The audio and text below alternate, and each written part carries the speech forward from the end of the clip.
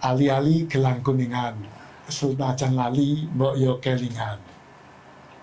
Ayo rek masyarakat Jawa Timur dengan sadar-sadarnya bayar pajak apapun, entah pajak kendaraan bermotor atau pajak-pajak yang lain.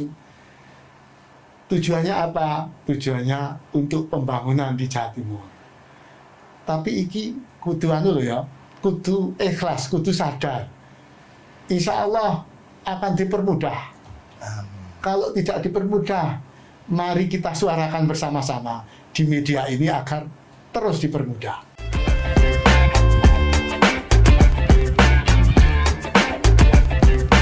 Halo Empower, barengan sama LTK. Sekarang nggak kayak yang kemarin nih. Kita balik lagi di podcast Suara Rakyat. Nah, Empower pernah kepikiran nggak sih kalau misalnya roda pembangunan Jawa Timur itu tergantung dari roda yang kamu miliki, Empower, kendaraan kita, ya kan? Jadi selama ini pajak kendaraan itu menjadi punggung utama PAD Jawa Timur.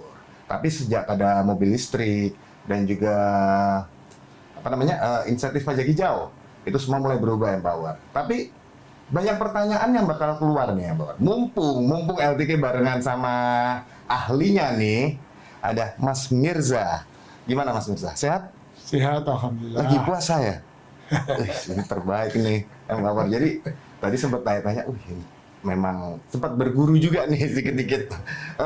Mas Mirza, dari Komisi C DPRD Jawa Timur. Ya, jadi kita membahas tentang PAD Jawa Timur ini dan dampak perubahannya nih Mas Mirza.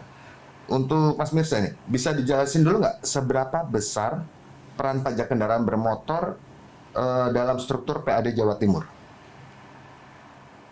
Ya, sangat besar sekali. Sangat besar sekali sangat ya? Bahkan dominan. Oh, oke. Dalam arti penerimaan pajak kendaraan bermotor itu sangat dinanti-nanti oleh pemerintah Provinsi Jawa Timur. Ya, tujuannya apa ya? Tentunya untuk pembangunan. Jadi kami dalam hal ini saya sebagai anggota DPRD Provinsi Jawa Timur itu selalu menghimbau kepada masyarakat untuk mengingat bahwa pajak kendaraan bermotor itu sangat penting bagi pembangunan di Jawa Timur.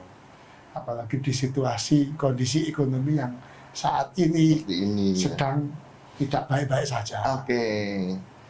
Jadi di dalam ekonomi seperti ini, Mas Mirza, setelah munculnya kebijakan insentif untuk kendaraan listrik, apa sih dampak langsung yang dirasakan terhadap penerimaan daerah?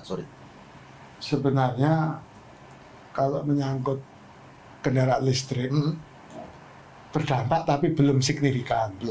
Tapi ini menurut saya kebijakan ini sebenarnya jangan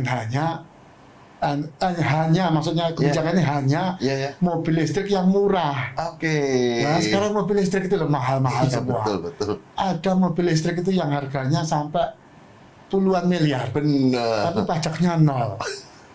Artinya apa? Artinya yang memiliki mobil listrik itu kan mampu. Betul. Bayangkan saya pernah lihat ada yang mobil Rolls Royce listrik itu harganya mencapai 70 miliar, tapi pajaknya nol. 70. Ini konon katanya seperti itu, pajaknya nol. Kebijakan ini kan menurut saya kurang tepat. Ya kalau sepeda listrik oke lah, harganya masih 5 juta. Sampai 10 juta, bahkan 20 pajaknya nol nggak jadi soal. Ini puluhan miliar. Bahkan kayak misalkan kita lihat mobil yang rata-rata, rata-rata kan mobil itu kan 400 juta. Betul. 400 juta mungkin pajaknya separuh nggak apa-apa. Tapi kalau nol juga, mereka mampu loh. Mereka kan dalam hal operasional sehari-hari sudah sangat terbantukan dengan adanya listrik itu dalam hal BBM-nya. Biaya untuk bahan bakarnya kan tergantung listrik itu sudah sangat terbantu bagi orang tersebut. Ya mudah-mudahan kebijakan ini yang akan datang bisa berubah gitu. Amin. Maksudnya berubah itu ya kalau mobil listrik yang mahal sekali, janganlah disubsidi pajaknya kan gitu loh. Betul sekali. Nah, Mas Mirza, banyak masyarakat itu belum paham kalau kebijakan bebas pajak kendaraan listrik ternyata mempengaruhi kas daerah. Bisa Mas jelasin lebih gamblangnya nggak, Mas? Saya belum tahu mereka paham atau enggak, tapi pada intinya yang mereka tahu itu adalah tentang kalau kita pakai kendaraan listrik itu hemat dalam hal penggunaan BBM, sehingga dalam mengeluarkan uang di saku ini kecil ringan sekali. Misalkan mereka tiap minggu bisa 500.000, kalau mobil listrik mungkin bisa cuma 50.000 atau 100.000 maksimum. Itu yang mereka tahu. Sementara kalau pajaknya mereka hanya sedikit aja yang tahu bahwa itu ringan sekali, bahkan tidak ada, paling cuma biaya administrasi saja. Kalau misalnya gini, apakah sudah ada angka atau proyeksi kehilangan potensi pajak akibat pertumbuhan kendaraan listrik, Mas? Terutama di Jawa Timurnya. Ya ada, tapi kecil sekali, masih berkisar 5% lah mungkin ya. Kecil sekali itu. Kalau menurut Mas Mirza nih, kebijakan insentif ini lebih banyak memberi manfaat atau justru tekanan bagi keuangan daerah? Mungkin dari sisi pengaruh ya, dari sisi pengaruh sih sekarang karena kecil jadi belum ada tekanan-tekanan itu. Misalnya begini ya, mereka yang menggunakan listrik itu mereka hanya melihat dari sisi terutama efisiensi soal BBM, soal pajak dari sisi pemerintah itu belum berpengaruh karena memang ini tujuannya untuk efisiensi sumber daya yang tidak terbarukan tadi itu. Iya betul. Kita ini kan lama-lama akan kehilangan yang namanya sumber daya alam yang mana tujuannya untuk BBM, tujuannya untuk bahan bakar minyak yang untuk kendaraan bermotor.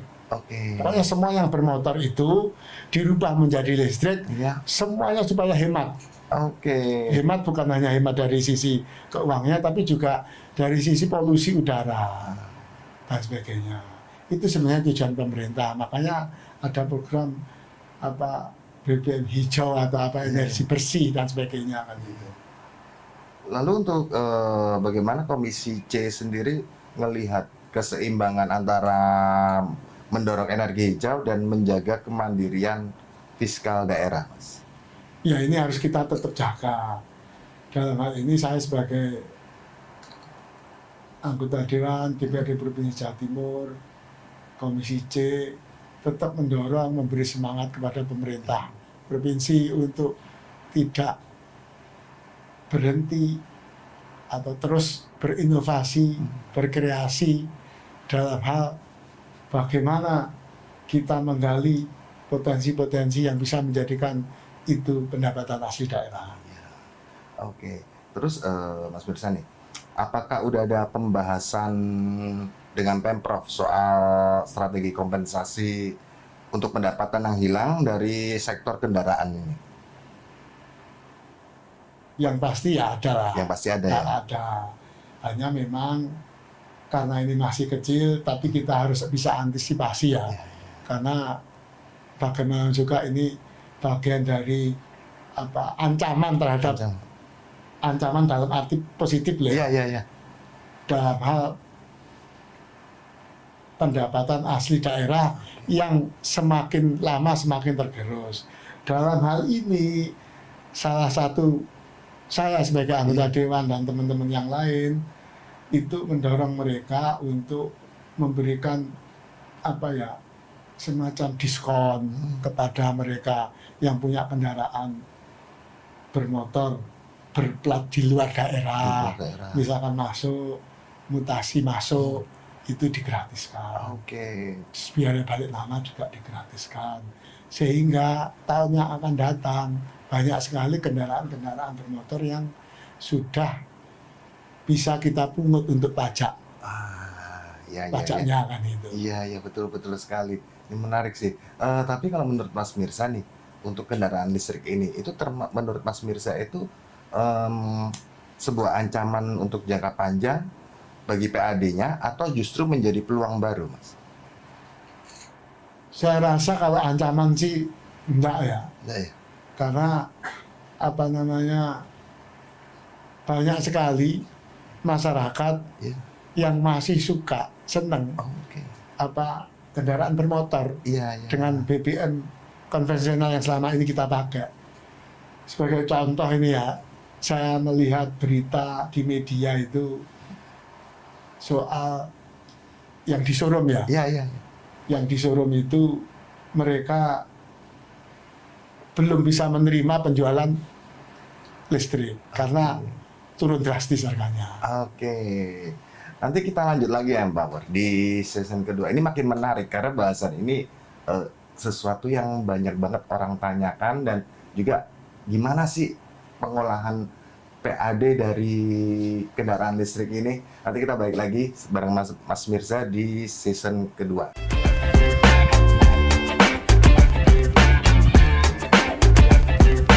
Balik lagi Empower di podcast Suara Rakyat. Nah, masih barengan sama Mas Mirza nih. Mas Mirza, kalau misalnya pajak kendaraan mulai berkurang nih, dari sektor mana daerah bisa menutup kekurangannya?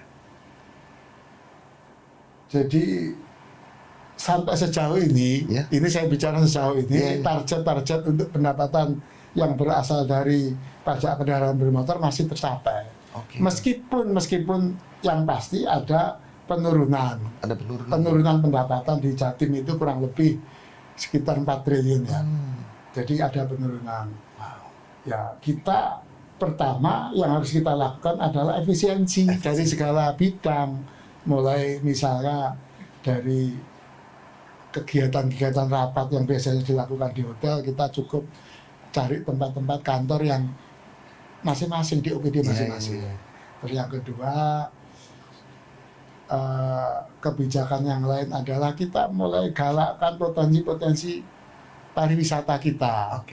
Jadi jasa-jasa yang lainnya, artinya jasa pariwisata dan sebagainya. Kita tingkatkan kualitas dari infrastruktur kita.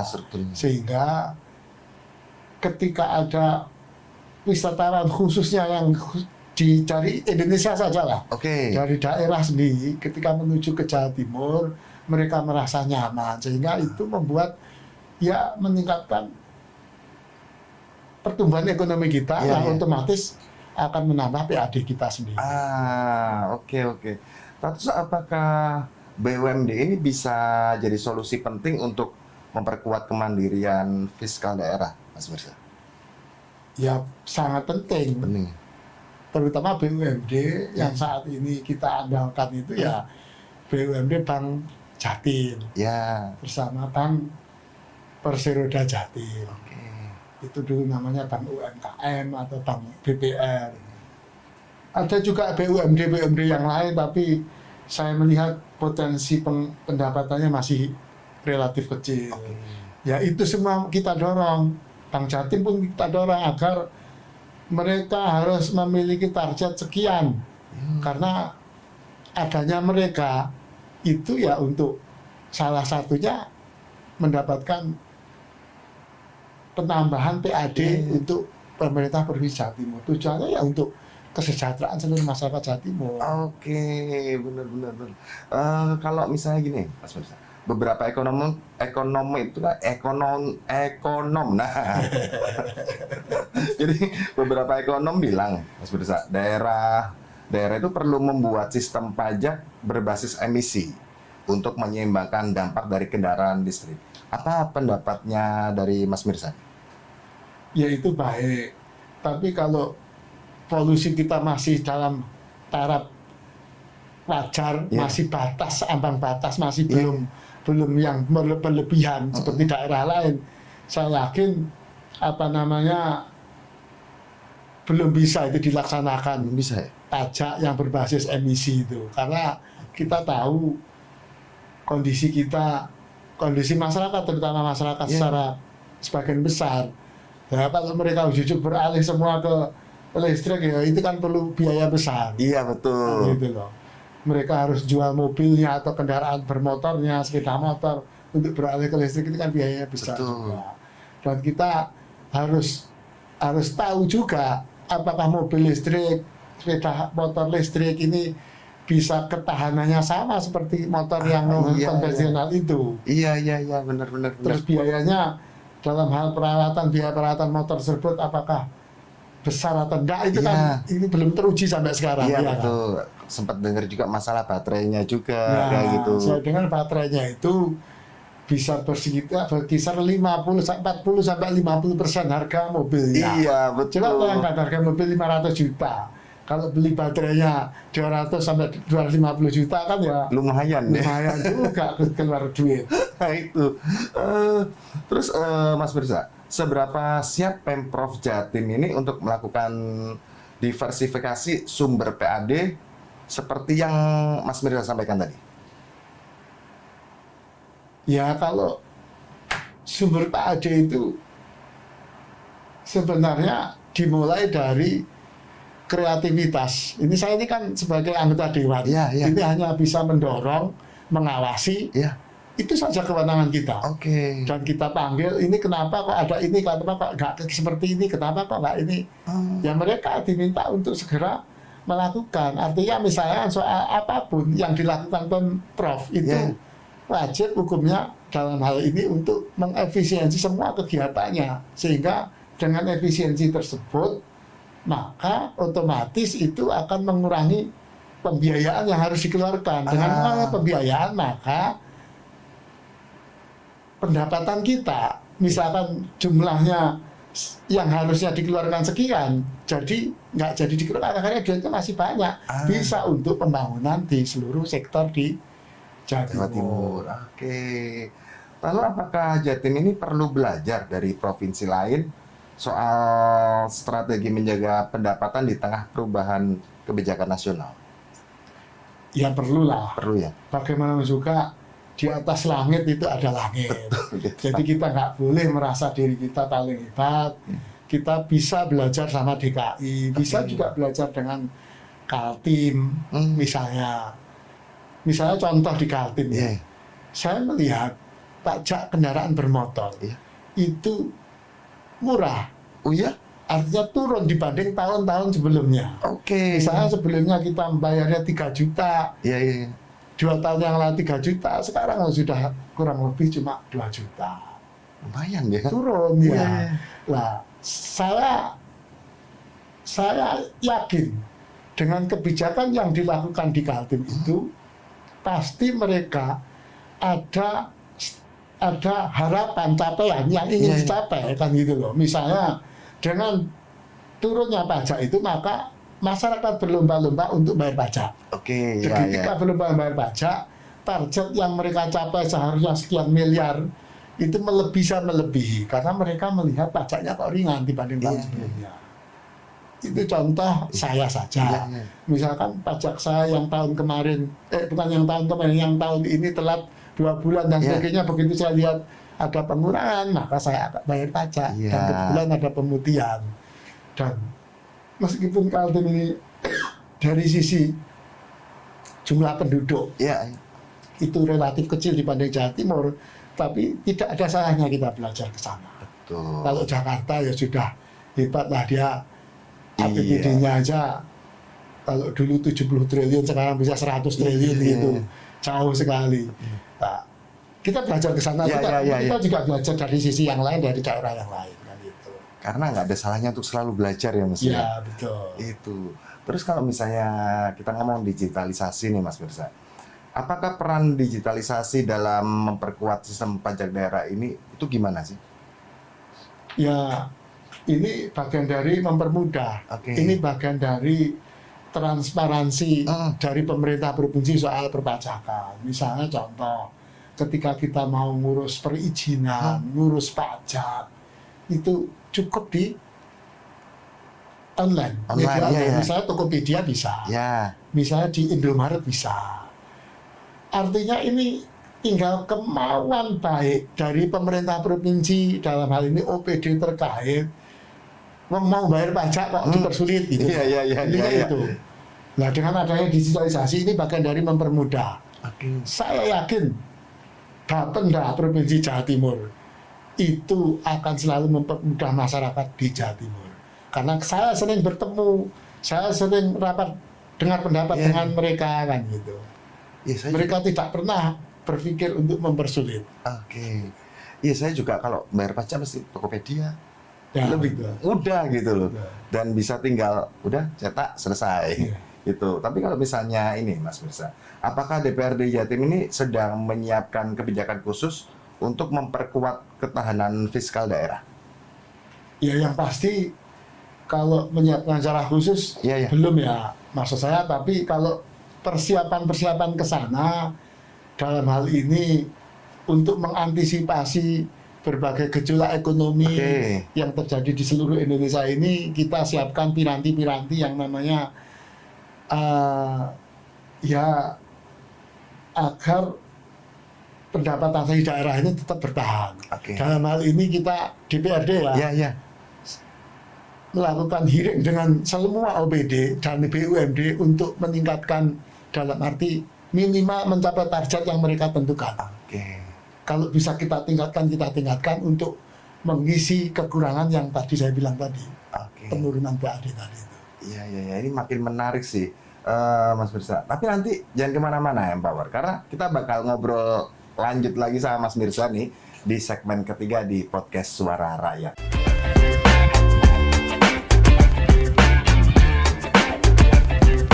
Halo Empower, balik lagi sama kita juga Mas Mirza di podcast Suara Rakyat di segmen ketiga. Nah, Mas Mirza, di segmen ketiga ini nih, kalau kita bicara jangka panjang nih Mas Mirza, seperti apa wajah ideal fiskal daerah yang pengen banget Mas Mirza dorong di Jawa Timur? Ya, kita tidak berfokus pada satu hal. Jadi di pemerintah di Jawa Timur ini potensi sumber pendapatan daerah banyak sekali. Tapi dalam hal ini jangan sampai pemerintah itu fokus hanya memikirkan pajak, tapi tidak memikirkan kesejahteraan masyarakat. Gitu loh.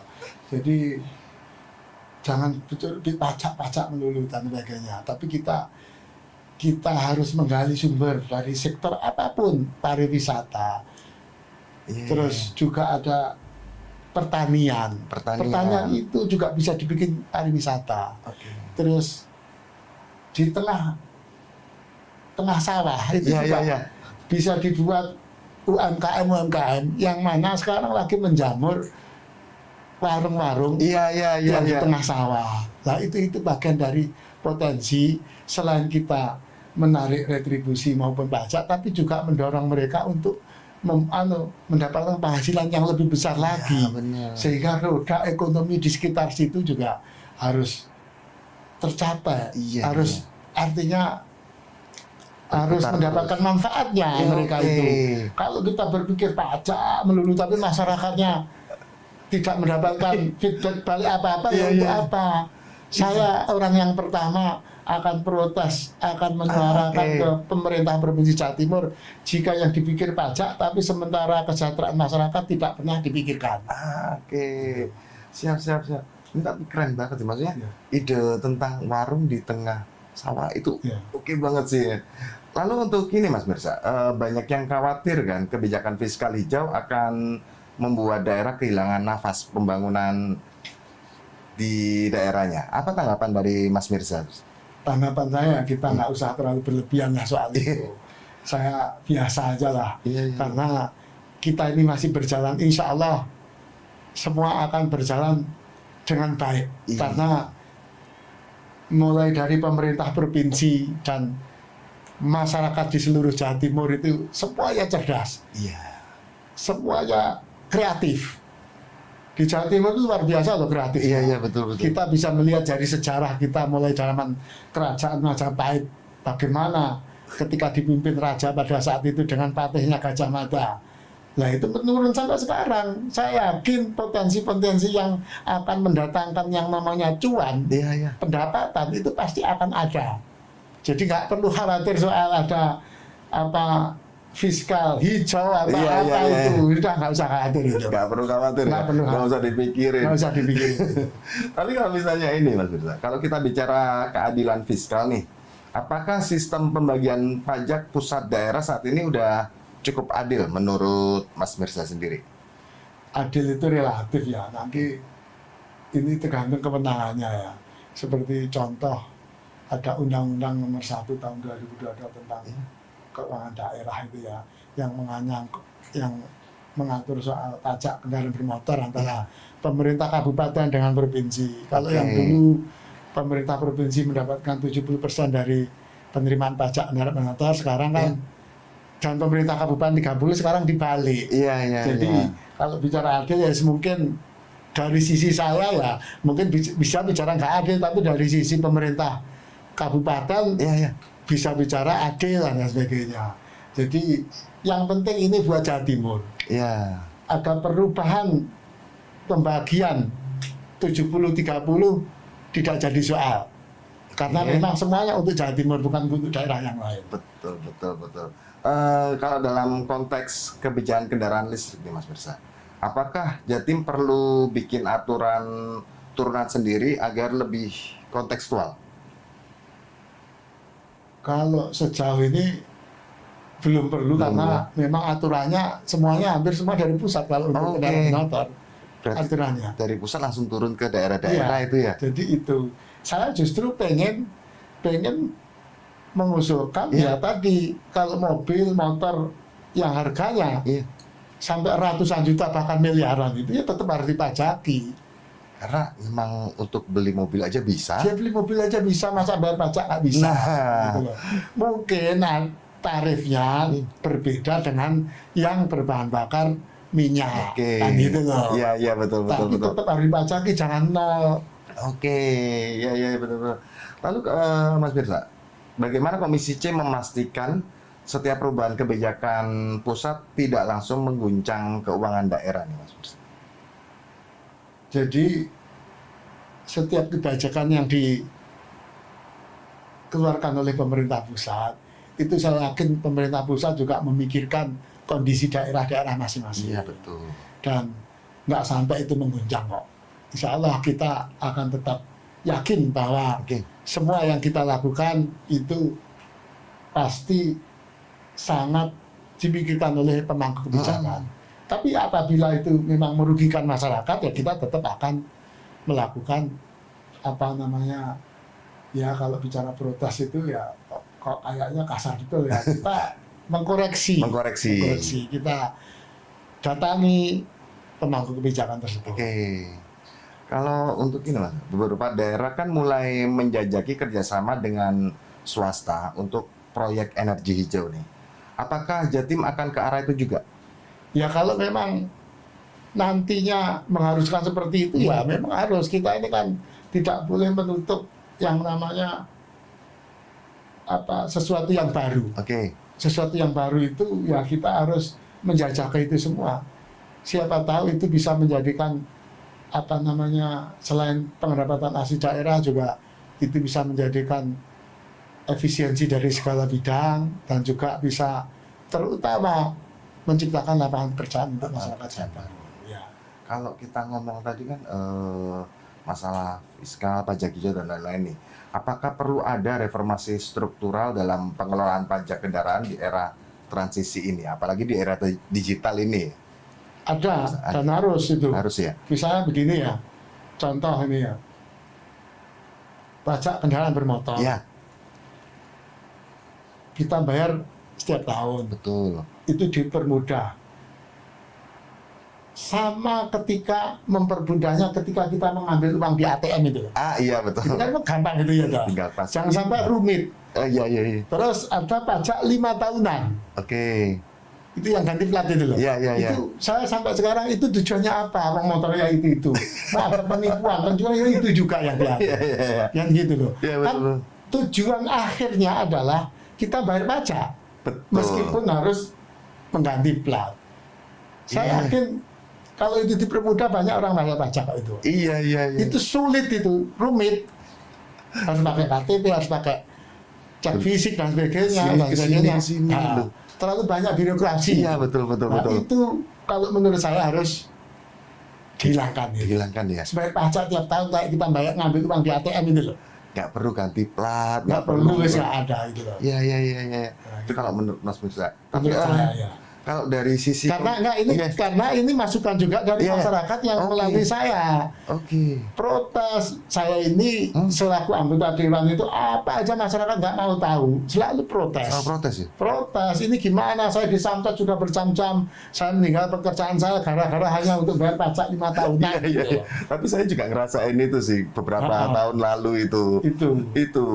Apa kalau dari sisi komunikasi publik nih, Mas Mirza, apa pentingnya membangun narasi baru tentang pajak daerah dan transisi energi ini? Narasi baru tentang pajak daerah dan transisi energi betul. ini. Jadi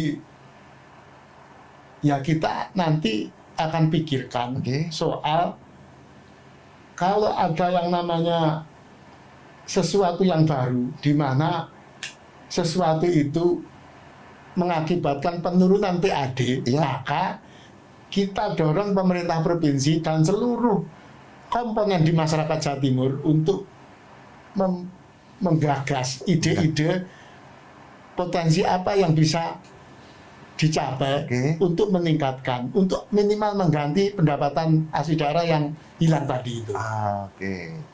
Itu ya.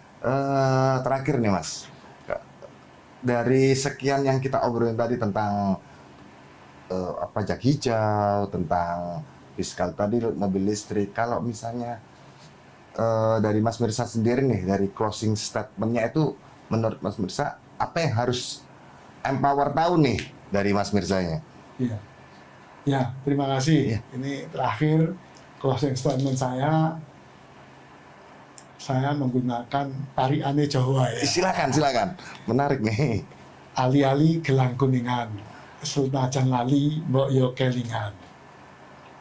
Ayo rek masyarakat Jawa Timur dengan sadar-sadarnya bayar pajak apapun, entah pajak kendaraan bermotor atau pajak-pajak yang lain. Tujuannya apa? Tujuannya untuk pembangunan di Jawa Timur. Tapi iki kudu anu lho ya, kudu ikhlas, kudu sadar. Insya Allah akan dipermudah. Kalau tidak dipermudah, mari kita suarakan bersama-sama di media ini agar terus dipermudah. Amin. Oke, terima kasih Mas Mirza. Tapi kalau kita ngomong mudah, lebih mudah lagi Empower. Buat kamu lebih update kalau misalnya kamu subscribe channel M Radio. Biar kamu tahu nanti ke depannya apa update-update terbaru dari DPRD Jawa Timur sendiri juga. Oke. Terima kasih banyak Mas Mirza. Kita ketemu lagi lain waktu. Terima kasih Empower. Bye-bye.